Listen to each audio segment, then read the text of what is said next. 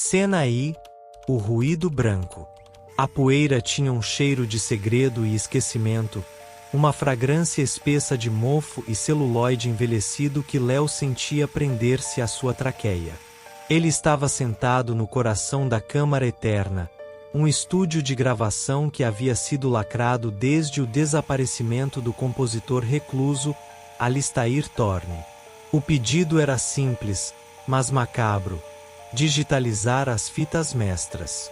O único som era o zumbido baixo e constante da placa de áudio e o clique mecânico do carretel da velha máquina Tascam girando.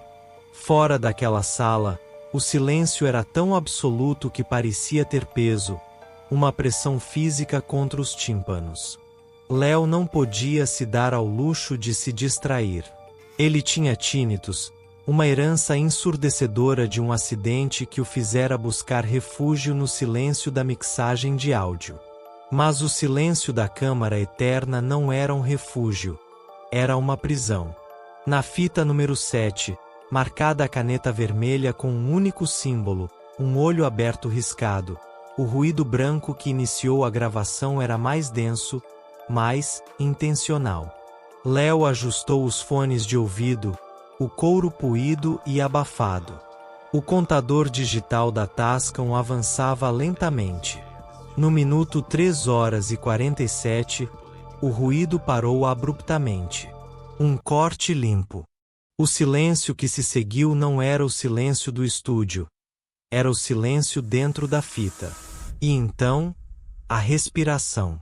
Não era a respiração de Alistair, não era rítmica.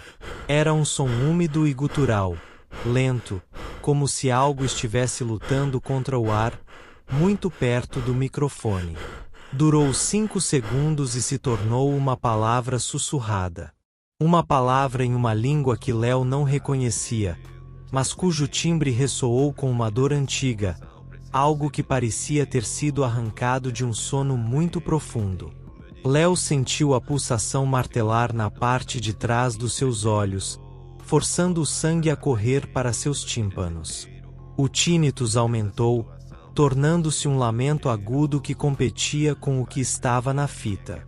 O ruído branco voltou, mas agora estava diferente. Havia uma frequência escondida ali, uma camada espectral que ele precisava isolar, pois sabia que a respiração e a palavra não eram o verdadeiro horror. Ponto de virada. Ao aplicar um filtro passa-baixa, o ruído branco se abriu. Não era estático. Era uma multidão. Centenas de vozes em lamentos distantes, como uma transmissão de rádio mal sintonizada vinda de um lugar onde a dor era a única frequência. E no meio daquela cacofonia espectral, uma voz distinta, chorando. A voz era de uma criança. Cena segunda. A frequência do lamento. Léo engoliu a bile ácida que subiu à sua garganta. Parar era covardia, e covardia não pagava contas. O tinnitus era um tambor ensurdecedor, mas ele o usou como escudo, uma parede de som contra a multidão espectral na fita. Os dedos tremiam, mas a expertise mecânica assumiu o controle. Ele ajustou os bandpasses no mexer analógico, estreitando o espectro. Tentou matar a frequência da histeria coletiva, buscando a pureza daquela única voz infantil. O cheiro de ozônio e poeira quente da Tascam intensificou-se. Ele conseguiu. O lamento agudo e choroso da criança irrompeu com clareza aterrorizante, isolado do ruído branco, que agora soava como a maré baixa se retirando de uma praia feita de ossos. O sussurro da criança era repetitivo, uma cantiga quebrada, infantil, mas carregada de uma tristeza adulta, ancestral. Não feche os olhos. Não feche os olhos. Ele gosta de ver. Neste ponto, Léo não estava mais analisando o áudio. Ele estava ouvindo uma confissão ao vivo de uma dimensão que ele não sabia que existia. Mas o horror veio do subproduto de seu trabalho. Ao isolar a voz, ele revelou o que estava por baixo da criança. A frequência que ele tentará eliminar, o lamento da multidão, era agora um baixo profundo, pulsante, que não vinha da fita, mas do chão sob seus pés. A vibração era real. Léo retirou os fones, o movimento abrupto arrancando o plugue do ouvido esquerdo. O silêncio do estúdio voltou, mas o baixo não. Era um batimento cardíaco lento, ressonante, transmitido pela estrutura de concreto. Tum, tum, tum. O som vinha do canto mais escuro da sala, atrás dos amplificadores valvulados cobertos por uma lona empoeirada. O pulso não era aleatório. Ele batia no mesmo ritmo em que a criança na fita, ainda nos fones caídos no colo de Léo, repetia: "Ele gosta de ver." Léo percebeu, com um pavor frio que congelou o suor em sua nuca, que aquela não era a gravação do som ambiente. Era a gravação do compositor Alistair Thorne, gravando o próprio estúdio, enquanto algo, cuja pulsação ele sentia, se aproximava. Seu trabalho ainda não havia terminado. Ele precisava saber o que havia na fita no minuto 7h14, o ponto onde Alistair havia cortado a gravação. Cena terceira. O minuto final. Léo não consegue fugir. A maldição do engenheiro de som é querer sempre saber a frequência original. Ele não pega o alicate. Em um movimento desesperado, ele recoloca os fones de ouvido e acelera a fita Tascam. O carretel gira agora em um grito de motor velho, o tempo biológico se curvando à urgência mecânica. Tum, tum, tum. O baixo ressonante vindo dos amplificadores aumenta, vibrando na cadeira de Léo. É o som do corpo do estúdio em agonia, a caixa torácica da câmara eterna. O display digital pisca. 7h12. 7h13. Léo prende a respiração. A voz infantil na fita some. A cacofonia da multidão se cala.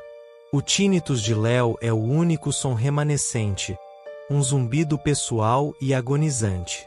7h14. Não é um ruído.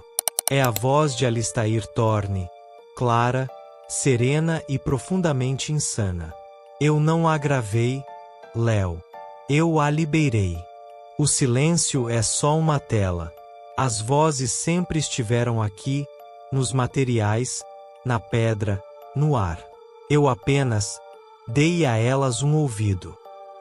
O som da pulsação sob a lona para.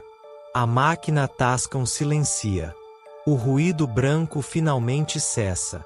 A lona sobre os amplificadores não é empurrada. Ela é sugada para dentro, caindo sobre um buraco feito de sombras. No lugar dos equipamentos, há apenas escuridão, densa, rotativa, com o formato exato de uma pessoa sentada. O buraco fala. Não tem voz. O que emerge é uma frequência pura e mortal, algo que o ouvido humano não foi feito para captar. É o ruído branco do universo no momento de seu colapso. Léo grita, mas seus fones de ouvido de alta fidelidade, que deveriam protegê-lo, tornam-se 2 microfones direcionais. O som inaudível é canalizado diretamente para seus tímpanos, perfurando sua sanidade. Seus olhos se arregalam com o choque sensorial. O último que ele vê, na escuridão, é o olho riscado no selo da fita, que parece agora brilhar com luz própria. Léo não morre. Léo se torna a próxima camada do ruído branco. O próximo técnico que vier digitalizar as fitas encontrará a fita 7 rebobinada no início. O único vestígio físico de Léo será o alicate de corte, que ele nunca usou, agora vibrando levemente sobre a mesa. Cena quarta. O silêncio e o material de fundo. A história de Léo e a fita 7 chegou ao seu final irrevogável. O terror que se constrói na mente exige um preço físico. Quando a polícia finalmente rompeu o lacre da câmara eterna, O cenário era de uma calma desoladora. O estúdio estava intocado, exceto por 2 detalhes. A Tascam com a fita 7 no fim e os fones de ouvido de Léo caídos. Léo havia desaparecido. A equipe forense não encontrou sinais de luta, apenas uma leve camada de pó fino e cinzento ao redor da cadeira, um pó de natureza orgânica que desafiava a identificação. O inspetor, seguindo o rastro da pulsação que Léo havia descrito em sua última mensagem de voz distorcida, focou no buraco atrás da lona. Ao removerem o denso isolamento acústico da parede, o que encontraram não foi um esconderijo, mas uma criação. Alistair Thorne não tinha fugido. Ele havia se tornado a estrutura. A parede de concreto tinha sido meticulosamente preenchida por dentro com uma mistura bizarra. Gesso, resina acústica e, horrivelmente, a matéria orgânica do compositor, ossos triturados e carne seca, tudo compactado em um painel que garantia a zero frequência da câmara eterna. Ele havia se transformado na própria sala de gravação, alcançando a pureza sônica definitiva. A pulsação que Léo ouviu não era de uma criatura se aproximando. Era o baixo final, lento e ressonante, transmitido pelo estúdio. O batimento cardíaco da massa que outrora fora Alistair Thorne, finalmente em repouso. No centro desse painel biológico, os técnicos encontraram um pequeno buraco, com o formato exato de um ouvido humano. A câmara não era uma sala de gravação. Era um túmulo sônico que absorvia vidas para alcançar a perfeição do silêncio. A fita foi incinerada, mas não adiantou. O inspetor, agora em seu escritório, coça o pescoço. Ele sente um zumbido sutil no ouvido direito, um tinnitus leve que não tinha antes. Um baixo lento e profundo, vindo de lugar nenhum, que não para. O terror não se extingue. O terror, como a frequência, apenas se propaga. Fim.